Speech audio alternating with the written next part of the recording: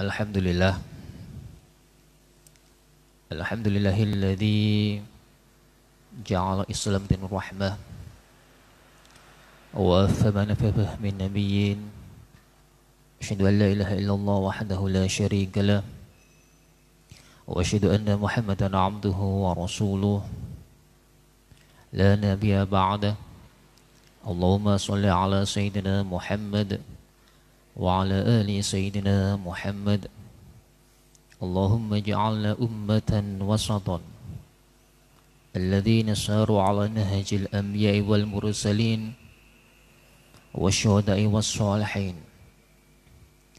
Allahumma 'allimna bima 'allamtana warzuqna 'ilman nafi'a wa fahman sahiha waj'alna min 'ibadika as-salihin. Amin ya rabbal alamin. Alhamdulillah. Puji syukur kepada Allah Subhanahu wa taala. Kita oleh Allah Subhanahu wa taala pada hari ini, pada sore hari ini masih diberi kesempatan untuk merasakan sekaligus melaksanakan perintah agama, yaitu puasa Ramadan. Dan kebetulan pada hari ini pula kita masih sampai 1 hari, bahkan ini belum ada 1 hari, karena kurang lebih 40 menit lagi baru buka puasa. Oleh sebab itu, para jamaah yang dirahmati Allah Subhanahu wa taala, kita harus bersyukur karena la in syakartum la azidannakum. Barang siapa yang bersyukur kepadaku, kata Allah Subhanahu wa taala, maka kenikmatan akan tercurahkan kepada kita semua. Oleh sebab itu, para hadirin wal hadirat, sekali lagi kita ucapkan alhamdulillahirabbil alamin. Selawat serta salam tentunya tidak lupa senantiasa kita panjatkan kepada baginda sallallahu alaihi wasallam, karena jelas tanpa petunjuk, tanpa perilaku beliau yang menjadi cerminan bagi kita semua, tentu kita tidak akan bisa merasakan alam Islam. Karena Islam ini adalah agama pungkasan, dan kita sebagai seorang muslim sebetulnya tidak cukup hanya kita mendalami Islam saja. Islam itu adalah tataran paling luar dari bangunannya agama. Yang di tengah-tengah itu ada yang namanya, dan ini yang paling penting pula, itu adalah iman. Jadi iman, Islam, dan ihsan. Islam itu adalah bangunan dari luar agama. Iman itu adalah bangunan terdalam dari agama. Karena orang beriman, kalau mengatakan cukup syahadat, asyhadu an la ilaha illallah wa asyhadu anna Muhammadar Rasulullah, tanpa ia melakukan perintah-perintah agama pun, maka dia sudah dianggap sebagai seorang muslim, tetapi bukan sebagai seorang mukmin. Inilah perbedaan tingkatan di dalam cara beragama. Tidak hanya itu, para hadirin wal hadirat, tetapi kita juga dianjurkan, ini kalau mampu, dan saya kira kita kalau berjuang itu juga pasti mampu, untuk memahami dan mendalami apa bagian terdalam dari bangunan agama, yaitu adalah ihsan. Apa itu ihsan? Ihsan itu kalau di dalam banyak pengertiannya dikategorikan sebagai tasawuf. Nah, tasawuf. Jadi antara iman, Islam, dan ihsan, ini sebagai seorang muslim, nah kita itu harus setidaknya meniti ke arah sana. Dan yang harus kita perhatikan, ayyuhal hadirin wal hadirat, ihsan atau bangunan tasawuf ini seolah-olah ini yang perlu diluruskan bersama adalah seolah-olah orang bertasawuf itu harus bertarekat.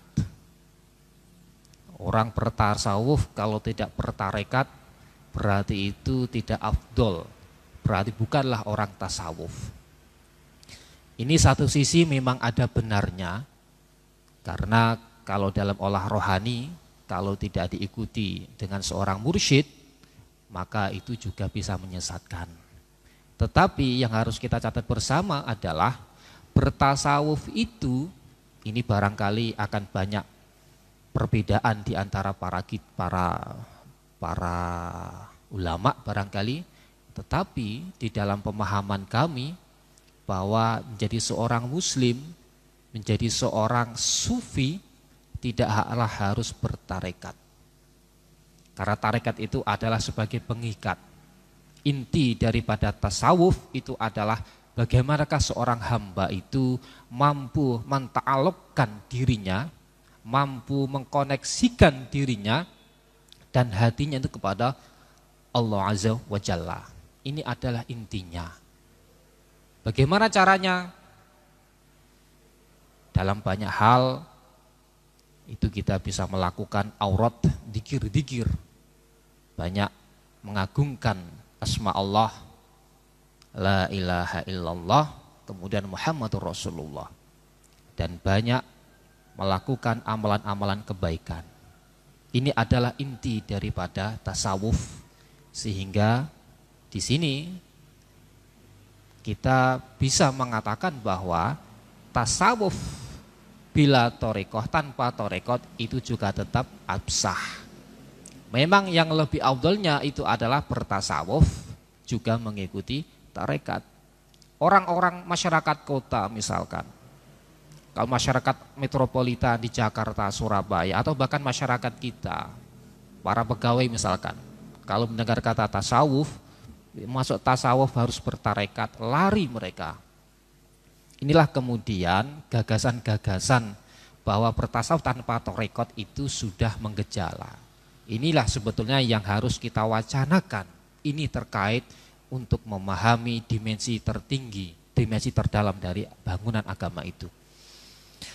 Ayyuhal hadirin wal hadirat, alhamdulillah pada kesempatan sore hari ini kita mudah-mudahan oleh Allah Subhanahu wa taala diridhoi dan juga mendapatkan ridho dari Maulana Syekh atau Hadratul Syekh Hasyim Al-Asy'ari rahimakumullah untuk mengaji kitab yang disusun oleh beliau, yaitu kitab Risalah Sunnah wal Jamaah, sebuah risalah atau catatan-catatan terkait dengan pemahaman ahlu sunnah wal jamaah. Mengapa kita harus mengaji kitab ini? Karena kitab ini, kalau saya memperhatikan, ini jarang sekali dikaji, lebih-lebih oleh generasi milenial, generasi NU milenial. Ini jarang dikaji. Terkadang melihat risalah al-sunnah itu apa, tidak tahu bentuknya, barangnya tidak tahu, kitabnya tidak tahu, apalagi isinya. Bahkan mohon maaf, bisa jadi bahwa risalah kecil ini belum tentu dikaji atau diajikan oleh para orang tua kita, orang-orang sepuh kita, baik itu misalkan orang sepuh kita dari kalangan Nahdiyin maupun orang sepuh kita dari kalangan yang non Nahdiyin. Jarang. Paling banter ini apabila ada si fulan mengkaji kitab ini, maka itu yang kita temukan itu pasti jebolan dari pesantren. Dan jebolan dari pesantren pun kadangkala kitab ini baru diajikan pada tingkatan mutawasid atau mutanahi, tingkatan pertengahan atau tingkatan yang sudah, atau dalam bahasa akademik barangkali yang sudah mahasiswa atau mahasantri. Sementara adik-adik kita, anak-anak kita misalkan yang baru SMP, kemudian SMA, ini belum tahu barangnya ini seperti apa atau isinya. Oleh sebab itu, ayyuhal hadirin wal hadirat, buku ini penting untuk dibaca oleh siapapun.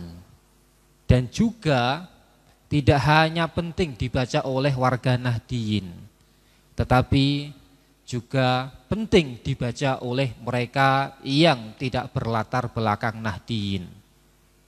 Karena lagi-lagi nanti mosok orang non-NU kok membaca risalah Ahlussunnah wal Jamaah, nanti itu dikira meng-NU-kan. Ya tidak begitu. Karena apa?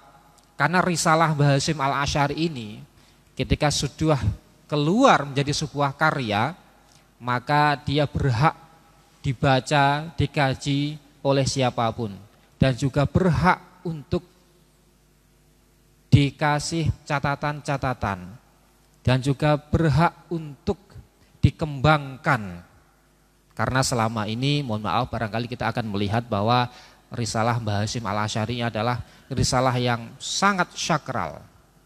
Jadi sangat sakral, sehingga barangkali kalau ada generasi-generasi muda Nahdliyin yang mencoba untuk mempertajam atau mengembangkan atau bahkan menghasyiai, mengasih catatan-catatan pinggir risalah ini, agak merasa riskan karena sudah terbebani dengan pandangan yang sangat sakral. Padahal pada dasarnya kitab ini adalah disusun, dikarang. Ini sebetulnya itu kalau saya menyebut itu lebih tepat itu disusun, bukan dikarang.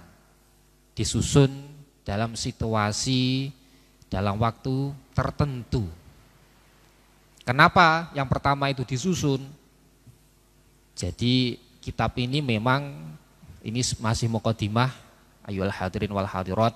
Kitab ini memang kalau kita membaca banyak sekali nukilan-nukilan yang oleh Hadratus Syekh itu dinukil, diambil dari para ulama-ulama zaman dahulu. Bahkan kalau saya memperhatikan, membaca bahwa Hadratus Syekh ini tidak pernah menggunakan pendapatnya ra'yi fi mas'alatin kada. Pendapatku dalam masalah ini seperti ini, tidak. Tetapi beliau lebih banyak menggunakan atau meminjam tangan kedua dan ketiga. Artinya apa? Beliau itu untuk memperkuat hujahnya, argumen beliau ini menggunakan pendapat atau makalah para ulama-ulama zaman dahulu. Ini satu sisi barangkali juga menjadi letak dari ketawaduan beliau. Tetapi di sisi yang lain, ini kalau dari orang luar, terutama dari non-NU yang mengkaji kitab ini, maka akan dikatakan bahwa kitab ini hanya sekedar nukilan-nukilan. Nukilan-nukilan seolah-olah penulisnya atau penyusunnya ini tidak memiliki sebuah independensi intelektual. Terutama ini kalau di kalangan para Islamolog, para orang-orang barat yang mengkaji tentang Islam, atau bahkan misalkan orang-orang non-Nahdliyin yang agak tidak simpati terhadap NU, maka serangan-serangan secara kepribadian itu ada, dan juga serangan-serangan secara intelektual juga ada. Ini tentunya hal yang wajar, Karena apa? Sekali lagi, kalau menjadi sebuah karya, ini boleh diperbincangkan, boleh diperdebatkan. Oleh sebab itu, maka sekali lagi kita akan menempatkan karya ini sebagai sebuah karya agung, tetapi tidak terlepas dari sisi-sisi terbentuknya karya ini. Artinya apa? Bahwa kita menempatkan karya risalah Ahlussunnah wal Jamaah ini dalam ruang dan waktu. Kalau sudah berbicara ruang dan waktu, berarti apa yang dikemukakan di dalam kitab ini boleh kita kritisi, boleh kita perkuat, boleh kita pertajam, atau bahkan boleh kita kembangkan atau boleh kita tambahi sesuai dengan perkembangan keilmuan, perkembangan keagamaan, perkembangan situasi sosial, budaya, politik hingga saat ini. Inilah yang dinamakan kita itu memandang sebuah karya secara proporsional, secara tepat. Berbicara demikian bukan berarti kita itu mencoba untuk menganulir, bukan berarti kita itu mencoba untuk membongkar karya tersebut, bukan pula kita itu bermaksud untuk merendahkan karya tersebut, tidak. Tetapi ini adalah untuk mengapresiasi karya yang lahir pada tahun 1926 waktu itu. Sekali lagi kita akan mengkaji karya ini dengan kacamata terbuka, meskipun kita sebagai warga Nahdien, tetapi kritisisme kita sebagai generasi penerus Nahdien maka harus kita perkedepankan. Oleh sebab itu ini adalah catatan yang pertama. Selanjutnya, ayyuhal hadirin wal hadirat, ini kitab ini jelas ditulis pada ruang dan waktu tertentu. Ini ada beberapa bab. Ini kitab ini sebetulnya adalah kitab yang simple sebetulnya ini. Ini kalau dibaca sambil tidur, kalau sudah terbiasa baca bahasa Arab, ini bisa, satu kali dodokan itu bisa. Karena kitab yang ada sekarang ini kitab ini terlalu besar tulisannya ini, karena biar mudah untuk memaknai ya. Nah, pembahasannya adalah ini kerangka konseptual dari buku ini. Pertama beliau itu menjelaskan tentang sunnah dan bid'ah. Apa itu sunnah dan apa itu bid'ah. Tetapi sebelum itu, nah ini sebetulnya karya ini karya yang sangat terpendam. Kemudian ditahqiq oleh cucu beliau, putunipun. Menika niki ditahqiq oleh Syekh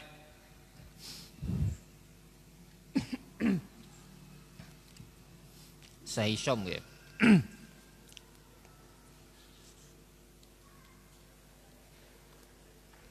Niki ditahqiq oleh cucunipun beliau ingkang bernami Syekh Isom Haldik. Beliau niku termasuk niki kalau di dalam riwayat, kalau mendengar riwayat pesantren, beliau niku sebetulnya adalah titisannya dari Mbah Hashim. Sangat alim luar biasa. Tetapi oleh Allah Subhanahu wa taala niki kapundhut rumiyin. Jadi lebih dulu dipanggil oleh Allah Subhanahu wa taala. Tetapi beliau berjasa besar di dalam menyusun, mentahqiq. Jadi mentahqiq itu adalah misalnya kira-kira ini kajian filologi ya, kalau dalam akademik barangkali ya. Kira-kira ini lafadz yang tidak yang kurang jelas seperti apa. Terus kemudian itu hadisnya dari mana, itu adalah cara kerja tahqiq. Tetapi satu hal, ini kitab ini belum pernah ditahqiq secara ilmiah, secara akademik, belum pernah. Maksudnya apa? Kalau secara akademik, misalkan di dalam pembukaan ketika ada sebuah makalah, hadis misalkan, ada sebuah pernyataan para ulama, itu kalau secara ilmiah ini dicari. Hadisnya ini di mana kira-kira? Apakah di Sahih Muslim, ataukah di Sahih Bukhari, ataukah di Sahih yang lain, atau Sahih Ibnu Hibban, ataukah misalkan di Sunan Imam Ahmad dan lain sebagainya. Di sini tidak ada. Takhrij hadis pun juga tidak ada. Tidak ada. Bahkan kira-kira ada sebuah pernyataan dari ulama Imam Zabidi misalkan. Ini kira-kira dari mana ini? Imam Zabidi itu siapa? Imam Al-Ghazali itu siapa? Di kitabnya apa? Ini tidak ada. Sehingga barangkali ini termasuk tradisi pesantren ya, tapi terkadang tradisi pesantren seperti ini harus kita rodok dipacu. Tradisi pesantren seperti ini harus kita pacu biar apa? Mentahqiq itu juga ada secara ilmiah. Artinya melakukan taksilul masodir. Ngiro-ngiro, mencari kira-kira ini sumbernya itu dari mana toh? Nah, ini sebetulnya harus kita lakukan. Dan oleh sebab itu insya Allah ke depan ini Al-Fakir mencoba untuk melakukan mentahqiq secara ilmiah, secara akademik, meskipun itu tidak keseluruhan. Karena mentahqiq kitab ini kecil ini kalau ditakai secara keseluruhan ini bisa menjadi tesis atau disertasi kalau di Timur Tengah ini. Karena menahqiq itu pekerjaan yang kedah telaten, harus mencermati, mencari makalah-makalah para ulama dan juga terutama ada kira-kira ada huruf ejaan yang salah atau tidak. Dan kebetulan, nah di sini ini sumbangsih Gus Isom ya terhadap karya ini. Kita patut apresiasi, tetapi apa? Capaian Gus Isom ini harus kita kembangkan lagi, harus kita perdalam lagi terkait cara-cara mentahqiq sebuah karya yang berbahasa Arab. Selanjutnya para jamaah yang dirahmati oleh Allah Subhanahu wa taala, di kitab ini penerbit ini saya tidak tahu ya, karena kalau di dalam pengalaman saya di dalam menahqiq kitab, di dalam pengalaman saya ketika melakukan pembacaan sebuah kitab, ada editorial sebuah kitab, ini nampaknya ini cetakan apa? Yang antum semua pakai cetakan apa? Maktabah Turos nggih.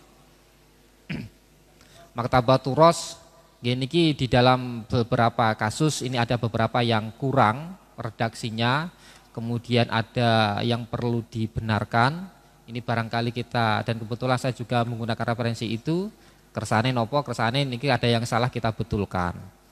Dan ini pola penulisan koma ini sebetulnya ini sangat Indonesia gitu. Jadi bukan beraliran Arab. Jadi kalau di Arab itu sudah berbeda. Makanya kemudian editorialnya itu seharusnya itu lebih bagus. Para hadirin wal hadirat yang dirahmati Allah Subhanahu wa taala.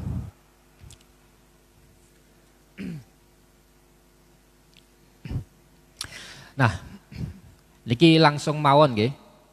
Dados niki karya niki sekali lagi dalam situasi seperti itu, dalam zona seperti itu, dan bagaimana kita harus memandang sebuah karya itu seperti itu. Takdim bukan berarti kita itu menghilangkan kritisisme kita sebagai seorang generasi Nahdiyin ya. Takdim tapi juga harus kritis, harus ada batasannya.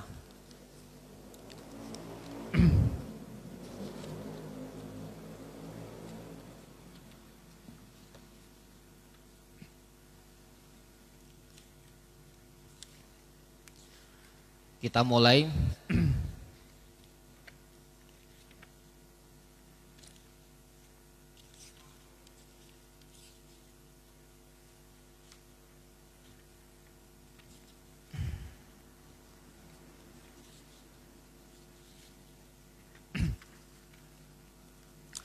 A'udzubillahi minasyaitonirrajim. Bismillahirrahmanirrahim.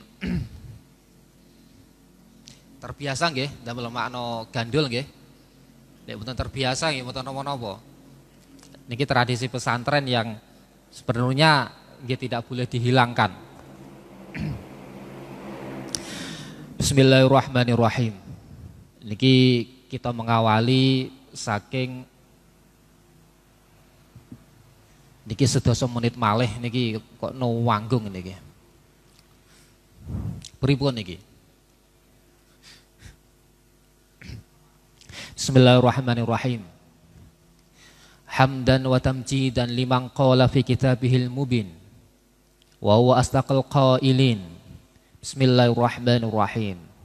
Huwallazi arsala rasulahu bil huda wa dinil haqq liyudhhirahu 'ala dini kullih wa musyrikun. Hamdan tegese muji. Maksudipun napa? Niki muji kelawan temenan. Terus ini hamdan niku muji dengan sangat. Wa tamjidan yo ngagungaken kelawan temenan. Liman keduwene wong kola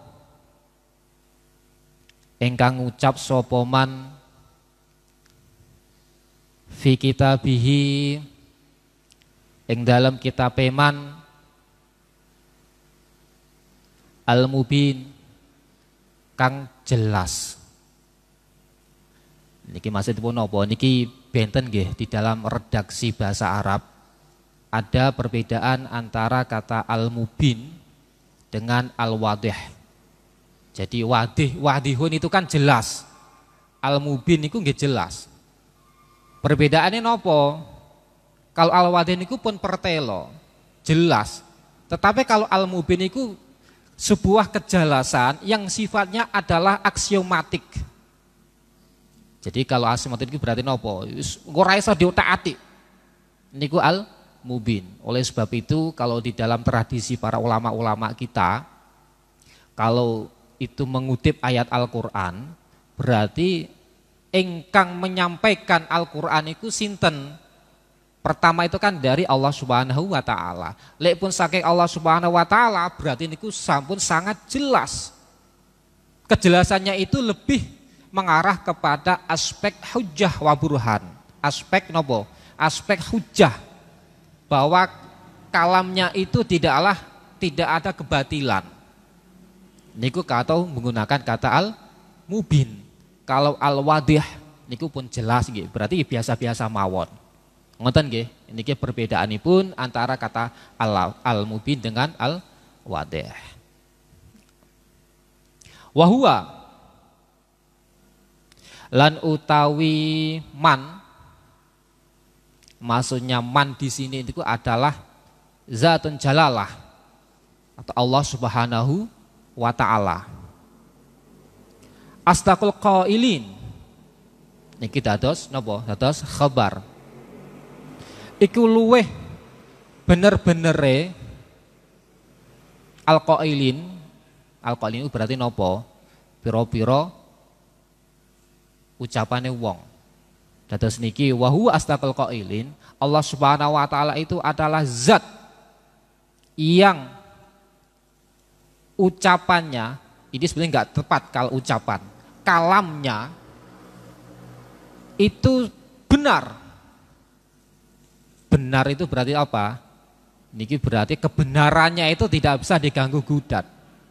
Ketimbang dikaitkan atau dihubungkan dan dibandingkan dengan kalam atau perkataan-perkataan makhluknya. Wa huwa astaqul qailin.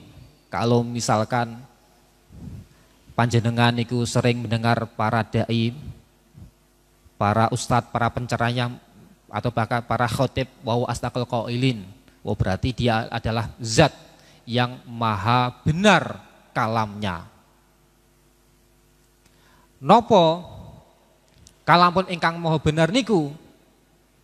Nah niki pengantaripun saking Syekh Isom ya. Syekh Isom niki lek kula maos bahasa Arab niki zauke pun zauk Arab niki. Dados niki benten nggih kalih kula kalih panjenengan barangkali nggih nulis niku tasik dauke niku tasik dauk Indonesia. Nyusun bahasa Arab tarkib niku bahasa tasik Jawa. Kadang kelihatan antara ini adalah zauknya orang Arab asli ataukah zauknya orang Indonesia yang zauknya tidak setara dengan orang Arab itu sangat kelihatan. Kalau panjenengan niku sering maos Arab, maka akan bisa membedakan. Ini tulisannya kayak tulisan orang Arab gitu. Termasuk tulisannya pun Hadratus Syekh Ihsan Jampes. Syekh Ihsan Jampes niku termasuk ulama Nusantara yang mengarang kitabipun Sirajut Thalibin. Niku syarah atau penjelasan dari kitab Minhajul Abidin Imam Ghazali. Niku pun zauke pun zauk Arab. Niku eco. Dados niku maos niku saged ngalir ngoten. Nah niku Syekh Isom. Napa dawuhipun ingkang dianggap niku asdaqul qailin huwallazi arsala rasulahu bil huda. Nah niki pun surat Al-Qur'an. Niki surat At-Taubah. Lek teng kitab niki kan mboten wonten nggih. Mboten wonten niku. Lek nahkik secara ilmiah nggih. Niki huwallazi arsala rasulahu bil huda. Niki kira-kira di mana toh? Ini surat apa dan ayat berapa? Pramila niki lek teng kebiasaan kula riyen niku ketika menahke kitab niki nggih ngenten niki diparingi footnote ditaruh di bawah surat At-Taubah ayat 33. Niki 33. Huwa utawi Allah alladzi iku zat arsala kang utus sapa alladzi rasulahu ing utusane alladzi maksud ini pun napa Allah Subhanahu wa taala. Napa ingkang diutus niku? Apa yang dibawa oleh utusan Allah Subhanahu wa taala itu? Bil huda. Kelawan nggawa pituduh atau petunjuk. Dados niku yang pertama Allah Subhanahu wa taala niku ngutus rasulnya, maksudnya rasul temriki niki niku adalah tegese Nabi Muhammad sallallahu alaihi wasallam. Yang dibawa nopo? Yang diutus niku nopo yang dibawa? Bil huda kelawan nggawa pituduh. Maksudnya nopo? Petunjuk. Nah niki menarikipun ayyuhal hadirin wal hadirat, para ulama kita, kalangan ulama-ulama ahli tafsir misalkan, baik itu dari kalangan ulama ahli tafsir yang bercorakkan maksur ini ku nopo? Berarti ahli tafsir yang lebih banyak mengandalkan tradisi riwayat. Niku yang pertama, yang kedua baik itu dari kalangan ulama-ulama ahli tafsir yang mengandalkan corak rasional di dalam menafsirkan Al-Qur'an, niku juga memaknai bil huda ini dengan ayat tegese ilmu. Contohnya pun napa lek teng tafsir bil ma'sur niku, misalnya pun tafsir kitab Tobari, tafsir kitab Qurtubi, tafsir kitab Ibnu Katsir. Nah niku termasuk tafsir klasik ingkang bercorakan bil ma'sur. Lek ingkang birra'yi kados napa? Menggunakan akal niku. Maksud menggunakan akal itu mboten murni menggunakan akal mawon tidak, tetapi aspek rasionalitas di dalam menentukan sebuah makna Al-Qur'an dan juga selektif di dalam menyeleksi sebuah riwayat yang ada itu lebih ketat. Misalnya pun apa? Misalnya pun kados kitab tafsiripun Imam Ar-Razi Mafatihul Ghaib. Bahkan corak tafsir rasional pun, nah niki yang berbeda aliran nggih. Berbeda aliran niki sanes Asy'ariyah, tetapi aliran ini pun adalah Mu'tazilah seperti kitab napa? Tafsir napa? Al-Kasyaf. Tafsir Kasyaf niku tafsir karanganipun Imam siapa? Zamakhsyari. Nah, jadi dua tradisi penafsiran ini mereka sami-sami juga mengutip bahwa makna huda bil huda di sini adalah ilmu, tegese al-ilmu, maksudnya ilmu. Pertama napa? Rasul sallallahu alaihi wasallam diutus oleh Allah Subhanahu wa taala pertama niku untuk membawa sebuah ilmu. Agar supaya apa? Agar supaya niku disampaikan oleh umatipun. Kata ilmu di sini, huda di sini tegese ilmu nggih. Niki kadang nggih wonten para ahli tafsir yang mengatakan bahwa huda niku asy-syariah al-islamiyah atau ahkam al-islamiyah. Dia mengatakan, wah iku berarti napa? Syariat Islam. Huda niku. Karena apa? Antara syariat dan Islam itu sebetulnya itu tidak bisa, antara syariat Islam dengan ilmu itu tidak terpisah. Karena para ulama kita melakukan klasifikasi seperti itu adalah kersane kita itu bisa memetakan lebih mudah gitu loh. Bil huda niku pada kalanya dengan ilmu, kedua syariah Islamiyah, dan yang ketiga ada ulama yang mengatakan bil huda itu dengan akhlakul karimah. Jadi tataran-tataran etika di dalam agama. Makna ini tidaklah bertentangan, tetapi saling melengkapi. Kita praktekkan, kita menganggap ketiga itu makna dari huda ini tidak menjadi permasalahan. Itu legal secara agama. Lek kula lebih cenderung nopo? Lek kula niki lebih condong kepada ilmu. Karena nopo? Karena syariah niku juz'un minal ilmi. Syariah itu bagian dari ilmu. Sementara akhlak itu huwa juz'un minal ilmi aidon, juga bagian dari ilmu. Jadi ilmu ini adalah puncak dari seluruh